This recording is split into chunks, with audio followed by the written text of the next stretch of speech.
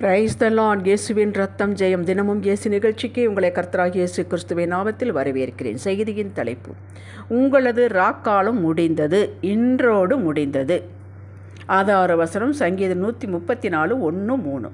இதோ ராக்காலங்கள் கர்த்தருடைய ஆலயத்தில் நிற்கும் கர்த்தரின் ஊழியக்காரரே, நீங்கள் எல்லாரும் கர்த்தரை ஸ்தோத்திரியுங்கள். வானத்தையும் பூமியை உண்டாக்கின கர்த்தர் சீயோனிலிருந்து உங்களை ஆசீர்வதிப்பாராக. கிறிஸ்துவின் நேச மக்களே, ஒரு சின்ன ஜெபம் என்னோடு இணைந்து கொள்ளுங்கள்.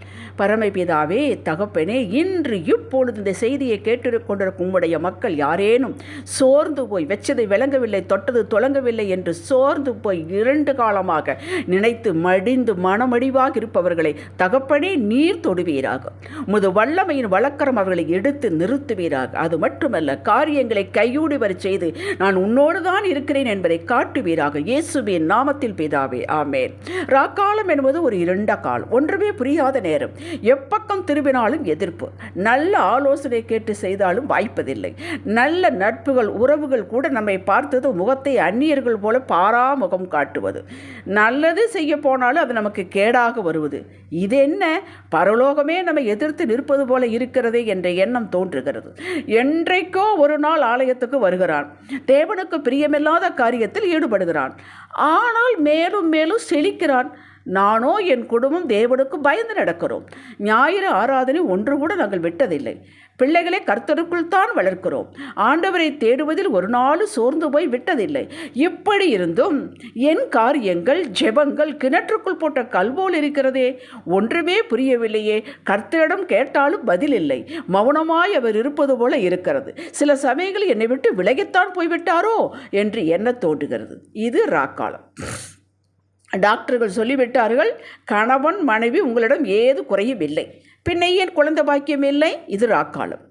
எத்தனையோ நன்மைகள் செய்தேன், அந்த நன்மைக்கு அந்த நபர் தேங்க்ஸ் கூட சொல்லவில்லை. இது ராக்காலம். எல்லா டாக்டரையும் பார்த்து விட்டேன், இந்த வியாதிக்கு ட்ரீட்மெண்ட் ஃபிக்ஸ் ஆகவில்லை. இது என்ன வினோதம்? இது ராக்காலம். இப்படி எல்லோருடைய வாழ்விலும் ஏதோ ஒரு காலகட்டத்தில் ராக்காலம் வருகிறது, வரும். இறந்தவனை உயிரோடு எழுப்பும் ஊழியக்காரர்கள் வாழ்விலும் இந்த ராக்காலங்கள் உண்டு. அன்பர்களே, உங்களை அழிப்பதற்கோ மனமடிவு செய்வதற்கோ புரியாமல் அலைந்து திரியட்டும் என்பதற்கோ அல்ல, உங்களை உயர்வை கொடுப்பதற்கும் பின் எல்லாவற்றிலும் ஒரு பலத்தோடு ஜாக்கிரதையோடு வாழ்வதற்குமே இக்காலம் ஆண்டவருடைய பிள்ளைகள் வாழ்வில் அனுமதிக்கப்படுகிறது. உங்களை ஊன்றி கட்டுவதற்காகத்தான் இந்த ராக்காலம். ஒரு விதையை விதைக்கிறோம் பூமியிலே, சில நாட்களுக்கு அந்த இடத்தில் தான் விதையை ஊன்றினோமோ என்று சந்தேகப்படும் அளவிற்கு அங்கு ஒன்றுமே தெரியாது. சில நாட்கள் கழித்து பூமியை, மண்ணை பிளந்து கொண்டு வெளியே முளைத்து வருகிறது. ஒன்றுமே தெரியாமல் விதை உள்ளே சில நாட்கள் இருந்ததே பூமிக்குள், அதுதான் அந்த விதைக்கு டார்மென்ட்ரி பீரியட் ராக்காலம். உள்ளே அந்த விதை தன் மேனியை இழந்தது, மண்ணுக்குள் இருட்டுப்புக்குள் மாற்றம் அடைந்தது. புதிய மேனியை தரித்து கொண்டு மண்ணை பிளந்து கொண்டு திடமாக வளமாக முளைத்து வளர்ந்து பெரிய மரமாக ஆனது. இப்படி ஆகுவதற்கு அது மண்ணிற்குள் புதைந்து இருக்க வேண்டியதாயிற்று. அப்படித்தான் நாம் வாழ்விடும். இஸ்ரவேல் மக்களுக்கு எகிப்தில் இருந்த காலம் 430 வருடங்கள் ராக்காலம். அடிமைகளாக இருந்தார்கள், எந்த தவறும் செய்யவில்லை. இது கர்த்தர் நியமித்த காலம். இது முடிந்ததும் அவரே வந்து அவர்களை விடுவித்து அவர்களது சொந்த இடமாகிய கானான் கொண்டு வந்து சேர்த்தார். அப்படி உங்களது குடும்பத்தில் எத்தனையோ வைத்தியம் செய்துவிட்டோம், இந்த நோய் கட்டுப்படவில்லை. எத்தனையோ ஜெபம், உபவாசம், இந்த குடியின் பிசாசை கடிந்து அப்புறப்படுத்தி கொண்டிருந்தும் அது எத்தனையோ பாஸ்டர் வந்து ஜெபித்தும் அந்த குடிகார கணவன் திருந்தவில்லை. சோர்ந்து போய்விட்டோம். பிள்ளைகள் காரணமே அறியாமல் எதிர்த்து நிற்கிறார்களே, சோர்ந்து போய்விட்டோம். இந்த கணவன் திருந்தவில்லை, பிள்ளைகள் திருந்தவில்லை, வழியும் புரியவில்லை என்று தவித்துக் கொண்டிருக்கும் குடும்ப தலைவிகளே, ஜெபிப்பதை, நம்பிக்கையை விட்டுவிடாதீர்கள். கணவனை எதிர்த்து நிற்பதாலோ சண்டையிடுவதாலோ இது போகாது. மாறாக அன்பு செலுத்துங்கள். இது கடினமோ கடினம்தான். ஆனால் அதற்கு இந்த நோய்க்கு ஒரு மருந்து, கஷ்டமான மிகவும் கசப்பான ஒரு மருந்து என்றால் குடிக்கிறோம் அல்லவா, இந்த கடினமான காரியத்தை சேலஞ்சாக எடுத்து செய்யுங்கள். இன்றே அந்த ராக்காலம் முடிவடைகிறது. அன்பும் ஏற்றுக்கொள்ளுதலும் புரிந்து கொள்ளுதலும் இந்த தன்மையை மட்டுமே அந்த குடியின் பிசாசை விரட்ட முடியும் என்ற நிலைக்கு நீங்கள் வந்துவிட்டால் அந்த வினாடியே ஆண்டவர் அதை வெளியேற்றி விடுவார். மறுபடியும் சண்டை இருக்காது. ஏற்றுக்கொள்ளும் மனப்போக்கு உங்களுக்கு வேண்டும், அன்பு செலுத்தும் மனப்போக்கு உங்களுக்கு வேண்டும். வேறு வழி இல்லை. வழியே இல்லை, இதுதான் கடைசி வழி என்று உங்கள் குடும்ப எதிர்கால வாழ்விற்காக, நல் வாழ்விற்காக, பிள்ளைகளுக்காக இதை செய்யுங்களேன். உங்களது குடும்பத்தை அன்பின் குடும்பமாக, அன்பிற்கு கட்டுப்படாதது எதுவும் இல்லை என்று புரிய வைப்பதற்காகவே இந்த ராக்காலம்.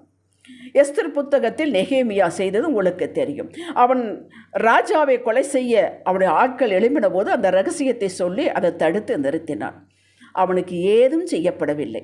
ஏதும் செய்யப்படாவிட்டாலும் பரவாயில்லை, அவன் எப்பொழுதும் போல அரண்மனை வாசலிலேயே தான் இருந்தான். அவனுக்கு வேலை அதுதான். அவனுக்கு ஒரு ஆமான் என்ற ஒரு எதிரி வந்தான். தொல்லையோ தொல்லை, அவனுக்கு ஒன்றும் செய்யவே இல்லை. யூத இனத்தையே அழிப்பதற்கு ஆமான் திட்டமிட்டான்.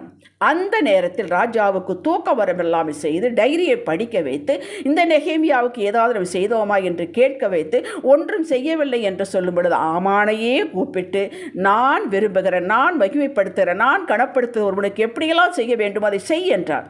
அவன் நமக்குத்தானாக்கு இருக்கும் என்று எல்லாவற்றையும் ஏற்பாடு பண்ணினான். நெகேமியாவை உயர்த்தினான். அது மட்டுமா, அந்த ஆமானை முற்றிலுமாக அழித்தார்கள். படித்து பாருங்கள் எஸ்தர் புத்தகத்தில். அதற்காகத்தான் அவனுக்கு அந்த ராக்காலம் நியமிக்கப்பட்டது. அவன் ஜனங்களுக்குள்ளே உயர்ந்தவனாக இருந்தான், ஜனங்களுக்கு கவுன்சிலிங் கொடுப்பவனாக இருந்தான், சொந்த வீடு பெற்றான்.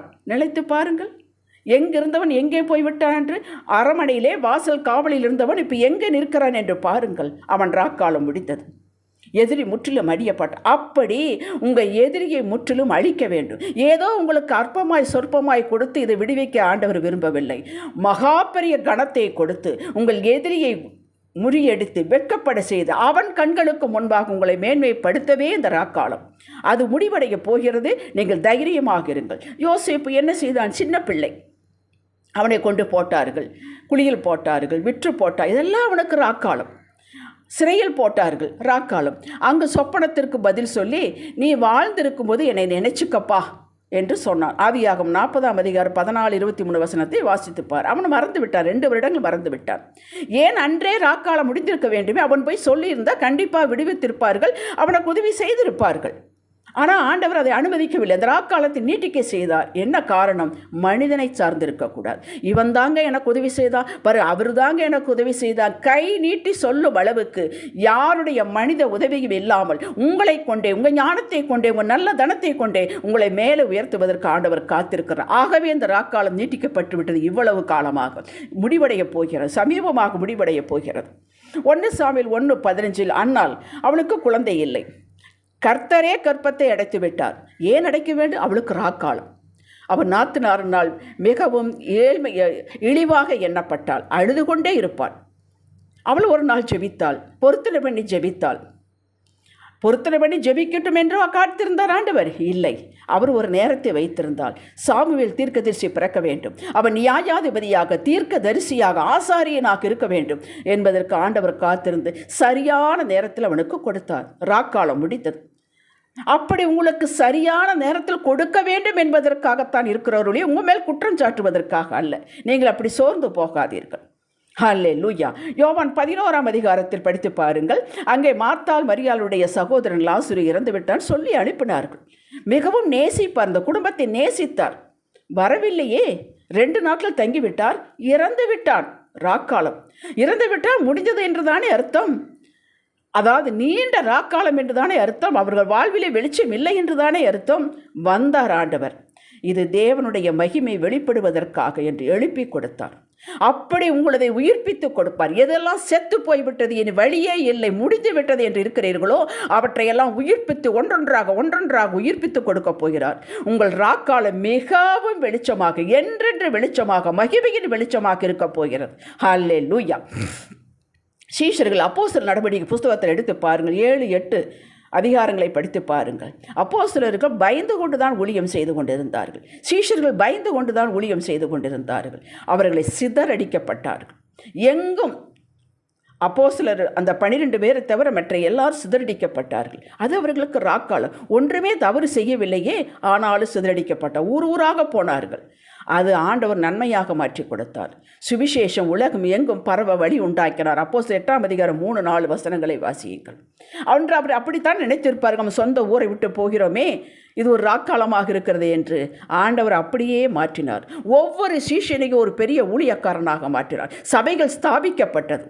அப்படித்தான் உங்களுக்கு சிதறடிக்கப்படுகிறோமே, நாம் ஒன்றும் செய்யவில்லையே, துரத்துகிறார்களே என்று நினைக்கிறீர்களோ, சோர்ந்து போகாதீர்கள். உங்களை நிலைநிறுத்தவே, எல்லாருடைய தலைகளுக்கும் மேலாக உங்களை நிலைநிறுத்தவே இந்த ராக்காலம். ஹல்லேலூயா.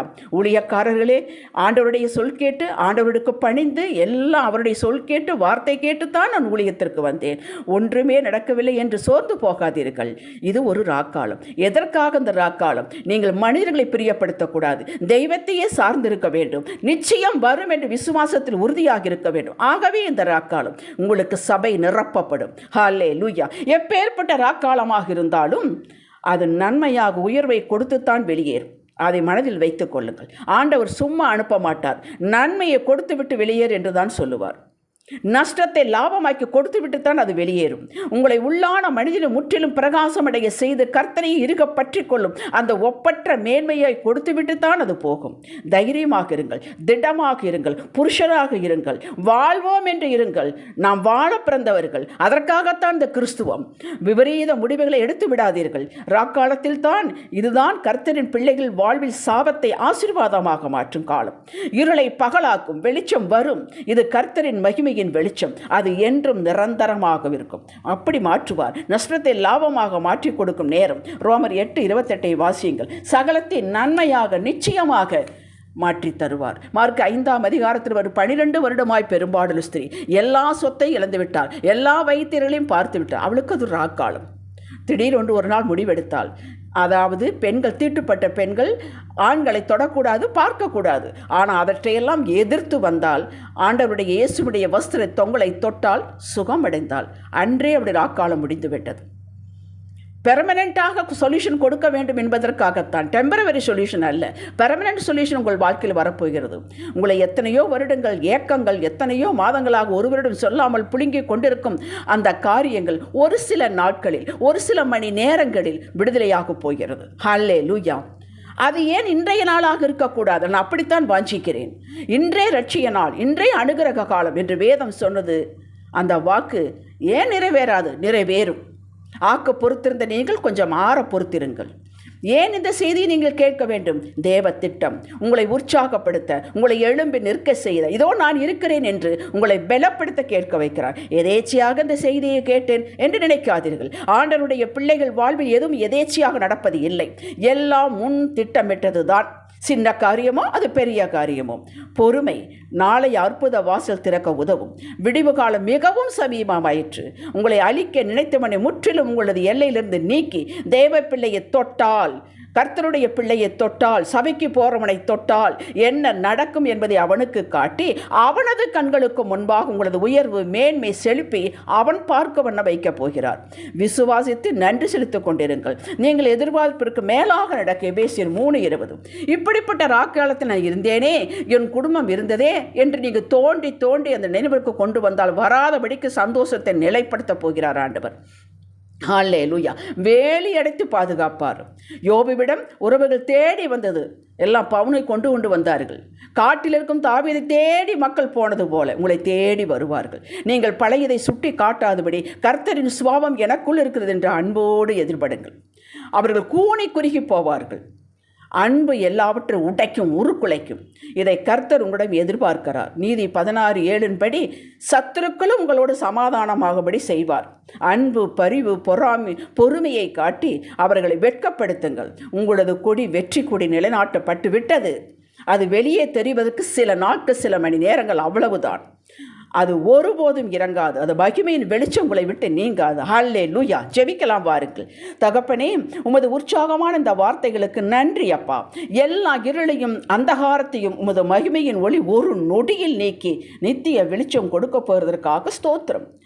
விடிவு, வெளிச்சம், செழிப்பு, மேன்மை வந்ததும் நாங்கள் யாரையும் சுட்டி காட்டாதபடிக்கும், பெருமையும் நிர்விசாரம் கொள்ளாதபடிக்கும் காத்தருளும் தகப்பனே, இயேசுவின் நாமத்தில் பிதாவே. ஆமென். ஹல்லேலூயா.